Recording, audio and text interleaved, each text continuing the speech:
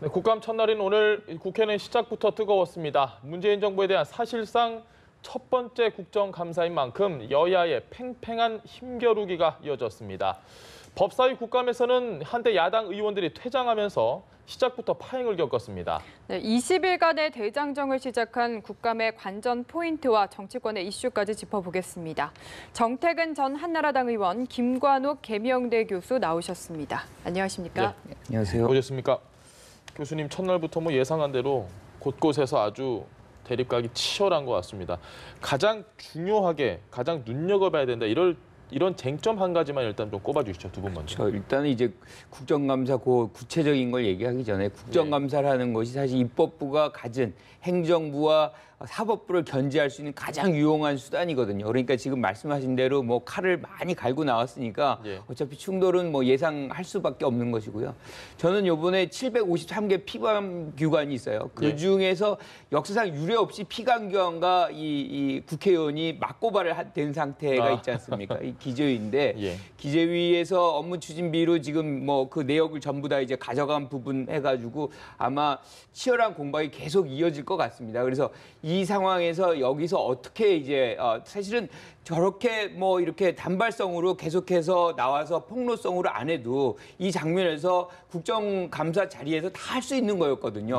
그거를 막 이렇게 하니까 오히려 제도적 안정성이 무너졌는데 오히려 이런 국정감사장에서 국민들이 다 지켜보는 이 장면 속에서 심재철 의원이 그 부분을 잘 아주 하나하나 조목조목 따져서 사실상 기재위가 뭘 잘못했는지 좀 규명을 하고 기재위가 잘못한 게 기재부가 잘못한 게 없으면 또 그거에 반박을 하는 그래서 국민들의 어떤 궁금증이라든가 우려가 해소되는 그런 국정감사가 됐으면 좋겠습니다. 알겠습니다. 네, 기재위 국감을 눈여겨보자.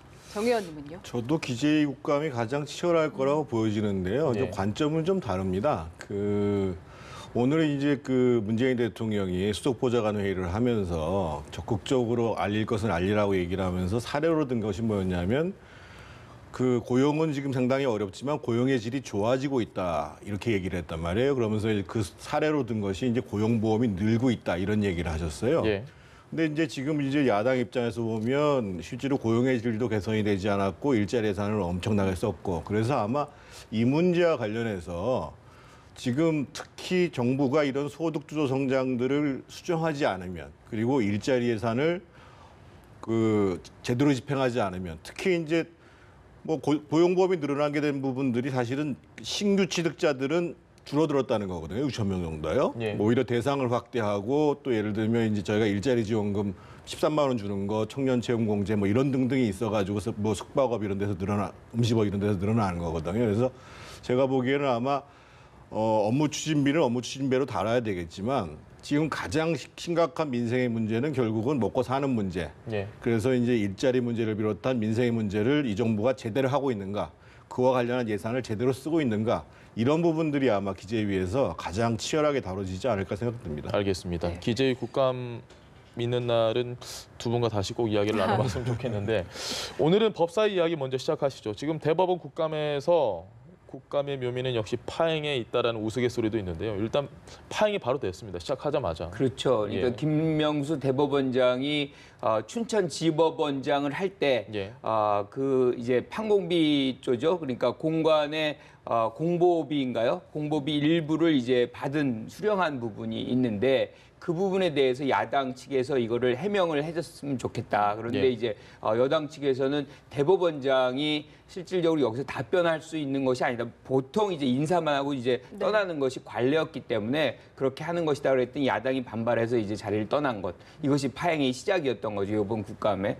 근데 저는 개인적으로는 사실은 물어볼 수 있어요. 왜냐하면 이제 분명히 그 공간에 써야 되는 전용되지 않아야 되는 돈이 들어간 거기 때문에 사실상 어떻게 썼는지를 국회가 물어보는 건 당연한 권리라고 생각을 합니다. 그렇지만 우리가 더 중요한 가치가 있어요. 여기에는 상권 분립이라는 게 있습니다. 상권 분립이면 대통령, 그다음에 대법원장 그리고 국회의장이 있거든요. 근데 이렇게 세 명을 하나의 어떤 대상으로 하기 시작하면 상권 분립이 아주 쉽게 무너지거든요. 거거든요. 그래서 저는 그 부분에 질의를 한다는 것은 충분히 가능하지만 그 부분을 서면이라든가 뭐 이런 걸로 이제 질의를 하고 이것을 대신해서 서면 답변을 하는 형태, 그렇게 해서 서로의 어떤 상권 분립을 그대로 유지시키는, 그렇지 않을 경우에는 국회의장을 언제든지 불러내고 뭐 대통령을 불러내고 이러한 부분들이라는 것이 쉽게 이제 상권 분립의 어떤 존엄성이라든가 그 가치가 위협받을 수가 있기 때문에 저는 이런 부분에선 실리를 좀 택하는 것이 좋겠다. 상징적으로 누구를 창피 주고 그 자리에서 과거 걸 따져가지고 하는 것보다는 지금 이 장면에서 우리가 중요하게 생각하는 가치를 좀 유지시키는 것에 방점을 둡니다. 알겠습니다. 네, 사법부의 수장에게 직접 답변을 하는 건 적절치 않을 수도 있다는 의견이신데요. 이 어떻게 문제의 발단은 사실은 김명수 대법원장이 아니라 여당의 원내대표입니다. 예. 여당의 원내대표가 국감을 앞서서 뭐라고 얘기했냐면 대통령의 방북 수행을 한 재계 총수 또는 대법원장, 헌법재판소장, 북한 속담 반입 관련 인사들에 대해서는 증인 채택할 수 없다라고 이렇게 선을 그어버렸어요. 예. 근데 증인 채택이라는 문제와 관련해서 어떻게 보면 성역은 있을 수 없는 거거든요. 다만 우리가 관례를 존중하되 입법부에서 당연히 밝힐 수 있는 방법들을 찾아 나가는 과정들을 하면 되는 것인데 입법부에 속해 있는 여당의 원내대표가 아예 딱 석턴을 딱 거버린 거예요. 예. 그러니까 이제 오늘 그러지 않아도 이제 공세적으로 임하라고 하는 대통령 말씀이 있으니까 당연히 야당에서는 세게 문제 제기를 하는 거죠. 세게 문제 제기를 하는 거고 그래서 아마 여상규 상임위원장이 그러면 인사말 끝에 답변을 하라 했음에도 불구하고 파행이 됐는데 지금 대법원 국감이 이제 사법부에 대한 국감이 진행되는데 오늘만 있는 것도 아니고요. 마지막에 또 종합보고도 해야 되고 그래서 제가 보기에는 일단 오늘 대법원에 대한 국정감사가 끝날 때쯤에 어떤 방식으로든지 대법원에서 저는 이제 이 문제, 그러니까 공보관실의 운영비를 갖다 썼다는 거잖아요. 예. 그래서 이 문제에 대해서 이것이 잘못된 것인지 잘못한 거면 어떻게 수정할 것인지 이런 문제에 대해서 입장을 내놔야 되는 거고 그래서 반드시 이제 대법원장이 답변해야 될까? 저는 제가 대법원장이라면 답변하겠어요. 네. 답변할 텐데 사실은 이미 이 사법부가 그동안의 이 사법 관례에 대해서 꼭 그거를 존중할 필요가 없다고 얘기하면서 사법부 내에 여러 가지 사법 논당 문제를 제기를 했었잖아요. 네. 그러면 그거와 똑같은 자세로 저는 사실 입법부에 대해서도 태도를 취하는 게 맞다고 보여지는데 문제는 핵심은 그러면 공보관실의 운영비를 갖다 쓴 것이 잘한 것이냐 잘못한 것이냐 이것을 다투는 것이 가장 핵심적인 내용이겠죠. 저는 지금 이 부분에서 사실 제일 이 법사에서 다뤄야 되는 게 이 공보관실 운영비를 썼느냐 안 썼느냐 이거 그렇게 중요하다고 생각하지 않아요. 예. 여기서 지금 법사에서 가장 중요한 건 사법농단이 그 안에 있는 거거든요. 여기 이제 재판거래가 있는데 재판거래 혐의가 워낙 이제 크고 이 부분에서 실질적으로 예컨대 내가 무죄를 받아야 되는 걸 유죄를 받은 사람들은 어떻게 보면 뭐 기댈 데가 없는 예. 거의 절벽 같은 데에 서 있는 그런 장면인 것이고 그거 외에도 아주 많은 일들이 사법농단에서 지금 연루가 되어 있는데 이 공보관실 운영비를 뭐 이제 쓰고 받아 쓰고 뭐 이런 것도 굉장히 중요합니다. 이것도 당연히 다뤄야 되겠지만 저는 더 중요한 것이 무엇인지를 국민들이 뭘 더 궁금해하고 뭔가를 더 밝히기를 원하는지 거기에 국회가 천착해서 예. 국정감사를 진행을 해야 된다고 생각을 해요. 근데 그 문제는 잘못은 경중에 있을 수 있습니다. 그런데 의원들이 바라볼 때 지금 대법원장은 사법부를 총체적으로 운영하시는 분이시기 때문에 이분이 소위 잘못에 대해서 어떠한 잣대를 갖고 있는가라는 것들에 대해서 질의하는 것도 그것을 굳이 경하다 또는 그것을 다루는 것이 불필요하다고 얘기할 필요가 없습니다. 그러니까 앞으로 사법부의 수장으로서 김명수 대법원장이 정말 제대로 사법부를 운영해 갈 것인가라는 거에 대한 하나의 잣대를 국정감사에서 확인하겠다는 내용이거든요. 네. 그래서 그 문제는 의원들한테 국정감사 권한을 줬기 때문에 그 권한에 맞게 행사하느냐 마느냐 이 문제만 논하면 될 것 같습니다. 알겠습니다. 주제를 조금만 바꿔보겠습니다. 가짜 뉴스 이야기를 요즘 굉장히 많이 하잖아요. 근데 정부에서도 그렇고 지금 뭐 여당에서도 아주 강력하게 지금 대응을 하려고 팀을 좀 꾸리는 상황입니다. 야당에서는 근데 이걸 두고 너무 호들갑 떠는 게 아니냐라고 이야기를 하고 있습니다. 교수님 생각은 어떠십니까? 굉장히 그런 시각은 위험하다고 생각해요. 예. 가짜 뉴스라는 거는 어떻게 보면 작게는 한 개인을 파멸로 몰고 갈 수가 있고요. 더 크게 보면 사회를 불안정하게 할 수 있고 예. 더 크게 보면 국가를 흔드는 아주 뭐 우리가 얘기를 하면 극단적으로 얘기하면 민주주의의 적이라고 얘기할 수 있어요. 그러니까 사실이 아닌 거를 흘려서 그 국가가 혼란에 빠지는 그런 장면들. 그러니까 과거 이런 일이 있었다는 거죠. 외계인이 쳐들어온다. 실질적으로 그거를 막기 위해서 막 사람들이 뭐 군복을 입고 총들을 이런 일들이란 건 비일비재할 수 있거든요. 그래서 이 부분 특히나 이제 커뮤니케이션이 아주 급속도로 발달되는 지금 이 상황에서는 이 초기 단계에서 이러한 장치들을 아주 완벽하게 해놓지 않으면 한도 끝도 없이 갈 수밖에 없는 그리고 이제 이 문제가 뭐냐면 법제적인 부분에서 시작을 하지만 네. 이것이 만연이 되면 사실은 어떤 사회로 변화가 되냐면 불신 사회가 되는 거예요.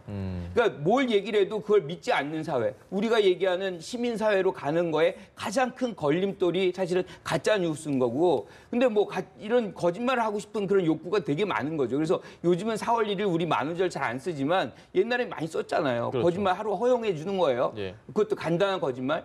그만큼 거짓말이라는 것이 아주 큰 잘못이기 때문에 막아야 되는 것이고 이게 이런 상황이 이제 도를 지나친 상황까지 왔지 않습니까? 예. 그래서 저는 제도적 장치를 아주 굳건하게 할 필요가 있다 이렇게 생각을 합니다. 정은희 생각 어떠세요? 그러니까 정부가 이제 가짜 뉴스 척결 이렇게 얘기를 했는데 정부는 사실은 척결 이렇게 주장할 게 아니라 그러면 어떤 걸 가짜 뉴스로 할 것이고 기준을 그러면 정해야 실제로 무슨 방법으로 이것을 줄여나갈 것인가 이것을 지금 얘기를 해야 되는데 그 방안은 또 얘기를 못 하고 있어요. 더더군다나 제가 말씀드린 것처럼 심각한 문제죠. 예. 근데 이제 기준을 어떻게 할 것인가, 어떤 것을 가짜 뉴스로 볼 것인가라는 것부터 명료하게 얘기를 하고 더더군다나 지금 대부분 유통 채널이 예를 들면 국내 포털 같은 경우는 또 다릅니다만 대부분 이게 지금 뭐 유튜브를 비롯해서 SNS 다 해외 서버, 해외에서 관리하는 내용들이거든요. 네. 그래서 일단은 가짜 뉴스가 확산이 안 되게 하는 방법, 그러니까 거기에 대한 기준, 확산이 안 되게 하는 방법, 그 내용을 삭제하는 방법, 그리고 그것을 보낸 사람들에 대한 처벌에 대해서 정부가 빨리 안을 내라 이거예요. 안을 내지는 않고서 계속 어떻든 이게 미디어인가 아닌가라는 거에 대한 논란도 존재하는 상황 속에서 네. 그래서 제가 보기에는 참 정부가 이 목청만 높이 내고 굉장히 미숙해요, 제가 보기에. 그러니까 야당에서는 구체적인 내용도 갖지 않으면서 막 큰 소리 떠드니까 분위기상으로 그런 예를 들어 반대하는 언론들을 잠재 올라가는 거 아니냐 이렇게 지금 공격을 한단 말이에요. 그러니까 정부가 빨리 아까 제가 말씀드린 몇 가지의 기준을 가지고 이게 방안이다 이렇게 얘기를 해야 돼요. 좀 답답해요, 좀 사실 제가 보기에. 알겠습니다. 네, 저희가 앞서 리포트에서도 전해드렸었는데 이번엔 이색 증인 이야기를 좀 해봐야 될 것 같습니다. 과거에 그 큰 쥐 뉴트리아가 등장했던 장면이 기억에 남는데 네. 이번에는 벵갈 고양이가 또 나왔더라고요. 그게 대전 동물원인가요? 예. 거기서 이제 퓨마가 나와서 이제 그걸 결국엔 사살한 사건이 있는데 그거의 어떤 대용으로 벵갈 고양이인가를 가져온 예. 것 같은데 저는 너무 이제 시각적인 측면에서 저게 핵심이 아니었거든요. 그러니까 그 사안의 핵심이 뭐냐면 그 도주한 그 퓨마를 굳이 사살했어야 되느냐의 얘기거든요. 여기에서 또 나온 얘기가 뭐냐면 그런 방사형으로 그러면 동물원을 가져가야 되냐, 지금같이 창살형으로 해서 계속 갇히게 해야 되는 것이냐. 그러니까 논점의 어떤 주제가 사실은 좀 더 다른 얘기인데 그걸 굳이 저렇게 가져와서 저게 무슨 의미로 뭘 설득할 수 있는지 저는 이게 일종의 이제 시선을 끄는 보여주기식. 그렇죠. 예. 보여주기식의 어떤 그거 이상이 아니다라는 생각이 좀 들어요. 정은희 생각은 비슷하십니까? 바람직하지 않죠. 저는 뭐 제가 국회의원 하는 동안에 사실은 국감하면서 한 번도 파행이라는 게 있어 본 적이 없었고 저 자신이 또 저런 걸 들고 나간 적이 없는데요. 그러니까 그 어떠한 도구를 활용하는 것은 설득력을 강화해주기 위해서 하는 행동인 그 굳이 이제 더 설득력 있게 하기 위해서 어떠한 도구라든지 동물이라든지 또는 행동을 할 필요는 있는데 이렇게 시선을 끌기 위해서 하는 것은 저는 뭐 국회가 좀 바람직하지 않다고 생각합니다. 네, 확실히 이슈는 되는 것 같아요. 지금 저희도 이야기를 하고 있고요. 그러니까요. 그렇죠. 뭐 이 벵갈 고양이 안 본 사람들도 굉장히 많을 거예요. 뭐 이 기회에 이렇게 뭐 눈으로 한번 보는 기회는 됐지만 사실은 본질은 그럼 무엇인지 오히려 김진태 의원이 저걸 가지고 나와서 더 사람들에게 굉장히 좀 실이 없다. 뭐 그런 어떤 인상을 주는 그런 효과가 오히려 부정적 효과가 주는 거 아닌가 이런 생각마저 들어요. 원래 문제 제기가 됐던 거는 그 퓨마 때문에 퓨마가 실시간 검색이 계속 올라가니까 예. 관심을 돌리기 위해서 국가안전보장회의를 열었던 거 아니냐 이런 네. 문제 제기를 했던 건데요. 별로 적절치는 않았던 알겠습니다. 질인 것 같습니다. 저희가 지금 웃으면서 얘기는 하고는 있지만 사실 시청자분들도 꼭 아셔야 될 게 국감장에서 행해지는 모든 행위는 다 국민 세금이 들어가는 우리 혈세로 이루어진 거라는 걸 꼭 기억하셨으면 좋겠습니다. 가장 좀 민감한 주제를 하나 이야기를 해볼까 하는데요. 국가보안법 이야기만 해도 사실 좀 여러 가지 이슈들이 나올 수 있는데 이해찬 대표의 국가보안법 폐지 발언이 일단은 지금 한 발짝 좀 물러나서 그 원론적인 수준의 이야기였다. 또 야당은 확실하게 밝혀라. 지금 어떻게 보십니까? 그러니까 국가보안법 얘기를 어디서 했느냐가 사실 제일 관건이었어요. 그걸 예. 평양에서 했기 때문에 더 논란이 된 건데 저는 국가보안법이 얘기를 할 때는 됐다 이렇게 생각을 합니다. 그런데 이제 장소의 부적절성은 저도 충분히 인정을 해요. 거기서 할 필요가 뭐가 있겠습니까? 그런데 네. 중요한 건 뭐냐면 비핵화가 되고 남북 관계가 정상이 돼가지고 우리가 왕래를 해요. 여행을 다닙니다. 거기다 투자를 하고 사업을 해요. 이 모든 것에 사실상 국가보안법이 다 저촉이 되는 면들이 아주 많거든요. 예. 그러니까 그 부분을 평화체제 구축 상태에 가서는 어떻게 하든 개정을 하든 수정을 하든 폐기를 하건 뭔가 해야 되는 그런 장면에 와 있기 때문에 저는 논의를 시작하는 단계는 됐다라고 생각을 하는데 예. 그 자체를 평양에서 해버리니까 오히려 여기서 얘기를 끄집어내고 뭔가를 주도할 수 있는 그 분위기를 오히려 더 망쳐버린 효과가 나와서 저는 좀 안타깝다는 생각이 좀 드는데 국보법의 어떤 개정 문제라든가 이런 거는 평화체제와 맞물려서 비핵화 과정과 맞물려 있기 때문에 저는 반드시 우리가 짚고 넘어가야 되는 부분이다 이렇게 생각을 합니다. 알겠습니다. 네, 좀 저는 오히려 사실은 집권당 대표가 굉장히 중요한 위치인데요. 그러니까 예. 솔직하게 이제 저 발언도 문제가 됐을 뿐만 아니라 야당이 집권하면 지금 보수 정당이 집권하면 남북 관계가 진전이 안 된다라는 얘기가 상당히 위험한 얘기거든요. 예. 그러니까 평생 집권하겠다는 걸 농담으로 했다 이렇게 넘어가는데 저는 뭐 솔직히 이해찬 대표가 사과를 했었어야죠. 사과를 하는 게 맞는데 뭐 농으로 넘어갔다고 그러는데 예를 들면 국가보안법 문제는 이미 2004년도에 열린우리당이 집권할 시기에 그 당시에 열린우리당과 한나라당이 합의를 봤던 사항이 있습니다. 예. 그러니까 적어도 고무찬양에 관한 법들은 이제 폐지를 한다, 삭제를 한다 네. 이런 내용이었는데 그 당시에 이제 열린우리당의 강경파 그리고 한나라당의 강경파들이 한쪽에서는 절대 안 된다고 그러고 한쪽에서는 완전히 다 폐지해야 된다. 이것 때문에 사실 합의를 해놓고도 처리를 못한 상황이거든요. 그래서 적어도 우리가 이제 능동적으로 비핵화가 실질적으로 진행되면 충분히 검토할 수 있는 사항인데 만약에 북한에 가서 했다고 그러면 지금 북한 내에서 우리 국가보안법 같은 역할을 하는 게 북한 형법 44조부터 55조까지에 있는 소위 반국가 전복 음모죄라는 게 있어요. 그러니까 그거 가지고 모든 사람들 다 잡아넣는 거거든요. 예. 그럼 그걸 같이 얘기를 해야죠. 근데 사실 그 얘기하면은 북한 사람들이 기분 좋을 리가 없잖아요. 그러니까 전혀 적절치 않은 얘기를 한 거였기 때문에 그러면 이제 사과를 하시는 게 맞아요. 그러니까 이번에 이제 대통령이 방북을 하고 남북 정상회담을 한 다음에 프레스센터에서 이제 기자회견을 했잖아요. 네. 그때 예. 이제 남북 간에 국회 그리고 뭐 지자체 교류를 할 것이다 뭐 이렇게 구두 합의했다라고 얘기를 했는데 국회 교류 차원에서 사실 이런 문제는 해결이 가능하거든요. 그러니까 우리가 국보법 같은 거 개정하고 너희도 그런 부분에 관련된 법이 있으면 개정하고 그래서 상호적인 어떤 원칙이 같이 남북 간에 적용이 되면 사실은 뭐 한 번 더 평화체제 구축할 때 제도적 완비성을 좀 더 갖출 수가 있는 것이기 때문에 네. 그런 부분에서 오히려 국회의 어떤 교류를 열어간다 그러면 국민들도 굉장히 생산적이다 뭐 이렇게 생각할 수 있을 것 같아요. 네, 알겠습니다. 장기 집권론 이야기를 하셨잖아요. 내가 살아있는 한 뭐 절대 뺏기지 않겠다. 이 발언은 농담조로 좀 넘어간 것에 대해서 어떻게 좀 보십니까? 웃으면서 얘기했어요. 그런데 이제 농담이다라고 얘기하기에는 장소의 부적절성도 분명히 있었고요. 또 한 가지는 저는 그 장기 집권, 뭐 20년 집권 그 얘기가 또 몇 주 전에 네. 있었고 그런데 그거는 저는 뭐 해서는 안 되는 얘기라고 생각해요. 이 권력이란 거는 결국에는 주권자의 국민이 결정해서 줄 것이냐 말 것이냐를 결정해서 주느냐 마느냐를 하는 거지 본인이 갖고 싶다 그래서 주어지고 가져지고 이런 건 아니거든요. 그래서 그러한 부분을 굉장히 공개적으로 저렇게 얘기를 해버리면 뭔가 오만해 보이는 그런 느낌도 줄 수가 있어요. 국민들에게 굉장히 겸손하게 해야 되고 당원들 앞에서 우리가 얼마까지 해보자, 뭐 열심히 노력하자. 뭐 이런 얘기는 할 수 있지만 좀 장조의 부적절성도 있고 국민을 좀 무서워하는 그런 자세가 좀 필요하다 이렇게 생각합니다.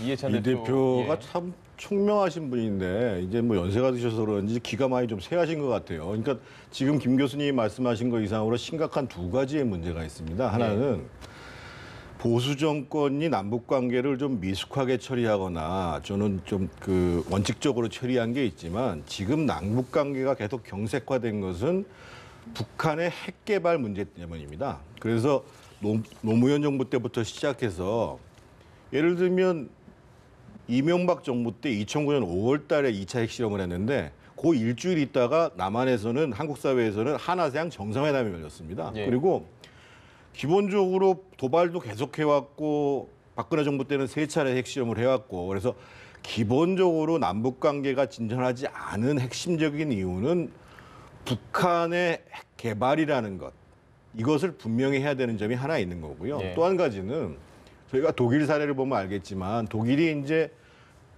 1969년에 사회민주당 정부 빌리 브란트가 집권을 해가지고 동박 정책을 추진을 해요. 그래서 13년간 슈미트에 이어서 3인당이 쭉 하다가 그다음에 기독교 민주당인 헬무트 콜 수상이 집권하고 8년이 경과한 다음에 통일을 이룹니다. 예. 그다음에 다시 3인당으로 갔다가 다시 지금 기민당 동독 출신의 기민당 그 메르켈이 집권을 하고 있는 건데 우리는 어떤 입장을 견지해야 되냐면 우리는 정권에 관계없이 국민적 합의에 의해서 남북 문제를 일관되게 평화와 통일로 가지고 가겠다.